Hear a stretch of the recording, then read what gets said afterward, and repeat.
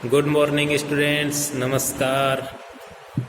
और सत्र 2020-21 में आपका बहुत बहुत स्वागत है। मैं रामानंद कुलदीप, एसोसिएट प्रोफेसर दर्शन शास्त्र विषय SPCGCA गवर्नमेंट कॉलेज अजमेर, और मैं आपके सामने उपस्थित हूँ पुनः नए सिस्टम के तहत BA part 3rd year philosophy के विद्यार्थियों के लिए सांख्य योग दर्शन पर एक वीडियो को लेकर। स्टूडेंट्स, वर्तमान का जो माहौल चल रहा है, बड़े दुख की बात है कि मनुष्य की लगभग सभी एक्टिविटीज़ किसी न किसी तरह से प्रभावित हुई हैं और एक भय का माहौल बना है। इसी बदली हुई परिस्थितियों में यह शिक्षा का एक नया ढंग, एक नई पद्धति जो सरकारों ने निर्धारित की है, वीडियो बनाना, ऑनलाइन उसको अपलोड करना, एक नया प्रयास है। क्लासरूम में पढ़ाए जाने की अपेक्षा यह जो पद्धति आज के दिन हम अपना रहे हैं, अनिश्चितता भरा दौर है। पता नहीं कब तक हमें इसी प्रक्रिया के तहत रहना होगा। थोड़ी कठिन लगती है। कठिन इस नाते कि विद्यार्थी का क्लास में उपस्थित रहना और आमने सामने बैठकर पढ़ना एक अलग मायने रखता है। ऑनलाइन वीडियो में ये विद्यार्थी की मर्जी पे है कि वो वीडियो देखे या ना देखे, और पढ़ने वाले छात्र की मन स्थिति क्या है ये भी शिक्षक को पता नहीं लग पाती। इसलिए यहाँ जो अध्ययन अध्यापन का जो रिलेशन है वो एकांगी है, जबकि हम चाहते हैं वो अन्योन्याश्रित हो, यानी एक दूसरे से जुड़ा हुआ हो। यहाँ एकांगी है। एक पक्ष शिक्षक जो है वो अपना व्याख्यान दे रहा है, सामने वाला पक्ष को सिर्फ उसको सुनना है। तो चलिए, कोई बात नहीं, इस नई पद्धति में नए ढंग से हम नया प्रयास करेंगे और जीवन इसी का नाम है, नित्य नई चुनौतियां आना और उनका मुकाबला करना। ये मनुष्य के स्वभाव में शामिल हो जाना चाहिए। तो हम भी इस नई पद्धति को स्वीकार करते हुए आज एक नई शुरुआत फिर से हम कर रहे हैं। यद्यपि ये महाविद्यालय 16 जून से खुले थे और 16 जून से ही हम वीडियो लगातार डालते आ रहे हैं, लेकिन उस वक्त जो वीडियो अपलोड किए थे वो सभी क्लासों के लिए मिक्स थे। और अब जो हम वीडियो बना रहे हैं ये क्लास वाइज है। तो फिलहाल BA पार्ट 3rd ईयर के विद्यार्थियों के लिए, जिनके फिलॉसफी, हिस्ट्री और पॉलिटिकल साइंस सब्जेक्ट वाला ग्रुप है और SPCGCA कॉलेज के स्टूडेंट हैं, उनके लिए यह वीडियो हम तैयार कर रहे हैं। तो स्टूडेंट्स, फिलॉसफी में BA पार्ट 3rd ईयर में एक पेपर तो है सांख्य योग, जो हम सभी विद्यार्थियों को पढ़ना होगा, और एक दूसरा जो पेपर है उसमें हम 2 विषय पढ़ाते हैं।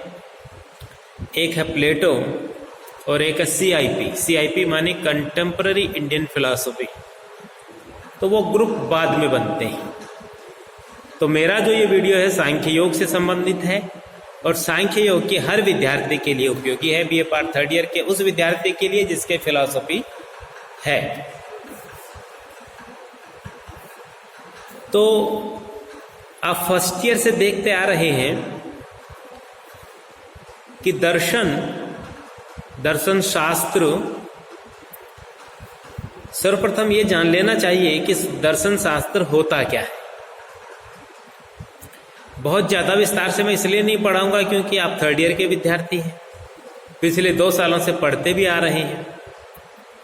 आशा ही नहीं, पूरा विश्वास है मुझे कि आपको ये अवश्य समझ में आ चुका होगा कि दर्शन किसे कहते हैं।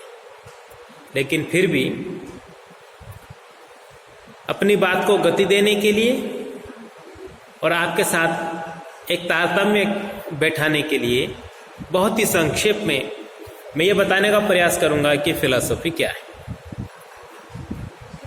फिलॉसफी दो शब्दों के योग से मिलकर बना है, फिलॉस प्लस सोफिया, जिसका अर्थ होता है ज्ञान के प्रति प्रेम। अब ये ज्ञान के प्रति जो प्रेम है, प्रेम का अर्थ यहाँ पर है लगाव, जानने की इच्छा, आसक्ति, अनुराग। ज्ञान के प्रति प्रेम, ज्ञान के प्रति अनुराग, विद्या के प्रति अनुराग, ये भारतीय दृष्टि से नहीं है, ये पाश्चात्य दृष्टि। भारतीय दृष्टि में दृश्य धातु से बना है दर्शन, जिसका अर्थ होता है देखना, दृष्टि। तो क्या देखना? तो मैं जो एक बहुत ही सरलतम ढंग से बात करता हूं वो ये कि जो कुछ भी आज हमारे सामने है, मतलब ये विविधतापूर्ण जो विश्व, जो सृष्टि हमें दिखाई देती है, इस सृष्टि के कारण को देखना।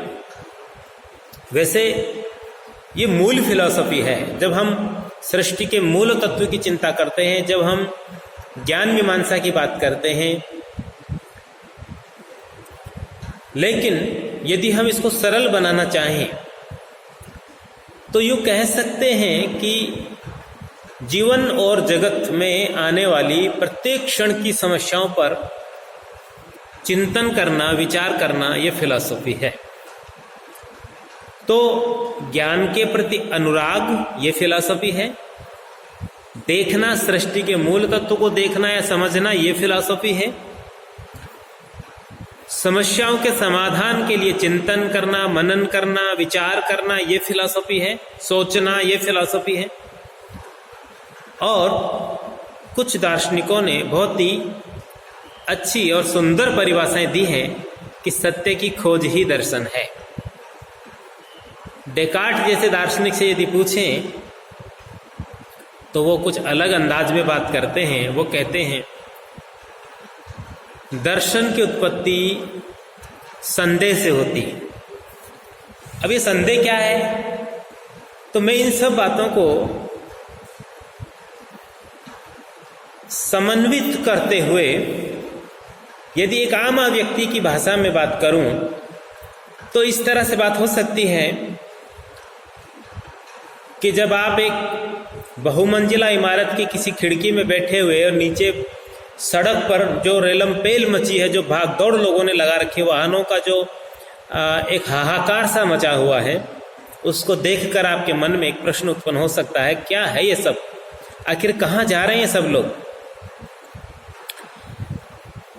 रात्रि के समय खुले आसमान के नीचे आप छत पे सो रहे हो और बहुत सारे असंख्य तारे आपको दिखाई दे रहे हो। अचानक आपके मन में अनेक जिज्ञासा और प्रश्न उत्पन्न होने लग जाए और उनका उत्तर ढूंढने का प्रयास करें। यह है फिलॉसफी। जब किसी व्यक्ति या किसी के परिवार के किसी परिवार में कोई असामयिक मृत्यु हो जाती है, कोई भयानक दुर्घटना हो जाती है जो हमें विस्मयकारी स्थिति में ला देती है, आश्चर्यचकित कर देती है, तब हम जो सोचते हैं वो है फिलॉसफी।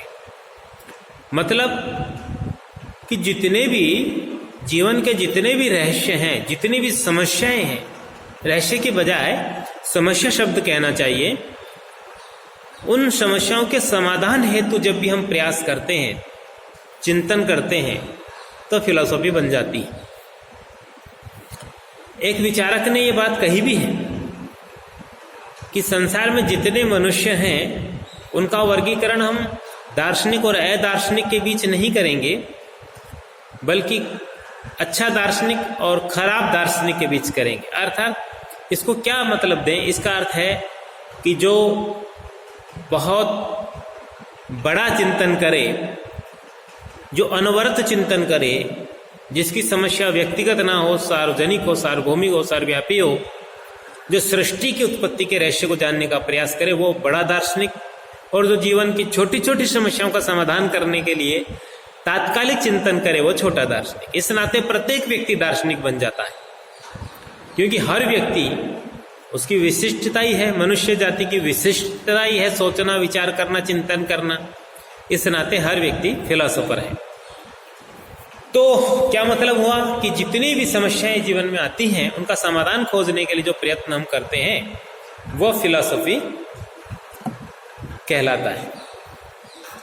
लेकिन चूंकि हमने कहा बढ़िया दार्शनिक और छोटा या खराब दार्शनिक, खराब से मेरा मतलब है छोटा दार्शनिक जिसकी सीमित चिंतन की प्रक्रिया होती है, तो हम जो अभी बीए पार्ट थर्ड ईयर में पढ़ रहे हैं वो बड़े दार्शनिक है, क्योंकि आजीवन अनवरत उन्होंने सृष्टि के रहस्य को सुलझाने का प्रयास किया और पूरा एक फिलोसॉफिकल सिस्टम, एक सिद्धांत, पूरा एक दर्शन, व्यवस्थित एक प्रणाली हमें प्रस्तुत की। इसी नाते भारतीय दार्शनिक परंपरा में जो बहुत सारे दर्शन हुए, जिनमें 6 दर्शन प्रमुख है, षड दर्शन जिनको कहा जाता है, जो एक खास परंपरा से जुड़े हुए हैं। यद्यपि हम कुल 9 दर्शन पढ़ते हैं, जिसमें चारवाक, जैन, बौद्ध, सांख्य, योग, न्याय, वैशेषिक, मीमांसा, वेदांत ये आते हैं। इन 9 में से हम बीए थर्ड ईयर में जो बात करते हैं वो है सांख्य योग की। ये दोनों साथ साथ चलने वाले दर्शन हैं, सांख्य और योग। क्यों? क्योंकि दोनों का उद्देश्य सेम है, समान है। क्या? अपवर्ग। पद्धति भिन्न भिन्न है, थोड़ा बहुत विचार अलग है, लेकिन दार्शनिक जो थॉट है, इनकी विचारधारा सिद्धांतिक रूप से जो है वो समान है। तो इसलिए इनको साथ लेके चलते हैं। सांख्य योग बोलते भी साथ ही हैं इनको, सांख्य योग। तो हम सांख्य से बात को शुरू करेंगे। तो यहां क्योंकि अपन ने अभी अभी बात की कि दार्शनिक क्या करता है, जीवन जगत में आने वाली समस्याओं को सुलझाने का प्रयास करता है। और सभी दार्शनिकों ने, खासतौर से भारतीय दार्शनिकों ने बहुत व्यापक पैमाने पर यह प्रयास किए। और सबसे पहले उन्होंने ये खोजा कि समस्या क्या है। तो सबने एक चीज समान रूप से पाई और वो थी कि दुख है। मनुष्य के जीवन में, प्राणी के जीवन में दुख है और इन दुखों से छुटकारा प्राप्त करना ही जीवन का एकमात्र उद्देश्य है। तो ये एक कॉमन चीज है जो हम लगभग सभी भारतीय दार्शनिकों में देखते हैं। इस पर सबने अपने अपने अलग अलग ढंग से बात की है। सांख्य दर्शन पढ़ते वक्त जो पहला प्रश्न मस्तिष्क में उत्पन्न होता है वो यह कि सांख्य दर्शन के प्रणेता कौन थे। एक बड़ा और मजेदार विषय है कि हम किसी भी दर्शन की प्राचीनता को लेकर यदि बात करें तो थोड़ा सा अनिश्चितता की स्थिति में आ जाते हैं। कोई एक फिक्स डेट, हम एक तिथि हम निर्धारित नहीं कर सकते कि इस दिन सांख्य दर्शन की उत्पत्ति हुई या इस दर्शन की उत्पत्ति हुई। लेकिन प्राप्त साहित्य के आधार पर अनुमान जरूर ये लगा सकते हैं कि ये दर्शन बहुत प्राचीन है। तो प्रणेता कौन रहे, सांख्य दर्शन किसने दिया? तो सांख्य दर्शन के प्रणेता हैं महर्षि कपिल। और महर्षि कपिल ने 2 पुस्तकें लिखी, सांख्य सूत्र और तत्व समास। समाज भी कह देते हैं, तत्व समाज, समास है वो, तत्व समास। और दुर्भाग्य से यह दोनों ही मूल ग्रंथ उपलब्ध नहीं है, परंतु इनका जिक्र अन्य दूसरे बहुत सारे दार्शनिक ग्रंथों में हुआ है। इसलिए ये तो निर्विवाद है कि सांख्य के प्रणेता महर्षि कपिल की 2 रचनाएं थी। तो आप पूछ सकते हैं कि सांख्य दर्शन के यदि मूल ग्रंथ उपलब्ध नहीं है तो फिर सांख्य दर्शन किस आधार पर हम तय करते हैं? तो क्योंकि भारतीय दर्शन की ये एक खास विशेषता है कि यहाँ एक शिष्यों की अनवरत श्रृंखला चली आई है, जिसमें एक दार्शनिक विचारधारा को परिपोषित, परिवर्धित, परिसंशोधित, पुल्वित और पश्वित करने का काम आगे आने वाले अनुयायियों ने किया। तो सांख्य दर्शन में भी हम यदि देखें तो बहुत सारे सांख्य विचारकों की एक अनवरत श्रृंखला हमें मिलती है। महर्षि कपिल से शुरू होती है और लगातार वाचस्पति, विज्ञान भिक्षु, वर्तमान के दार्शनिक हैं, ईश्वर कृष्ण, आसुरी, पंचशिखाचार्य, विद्यारण्य, बहुत सारे दार्शनिक हैं जिन्होंने सांख्य दर्शन को आगे बढ़ाया।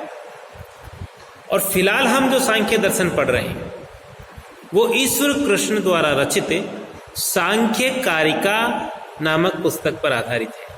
यह अवश्य याद रखिएगा।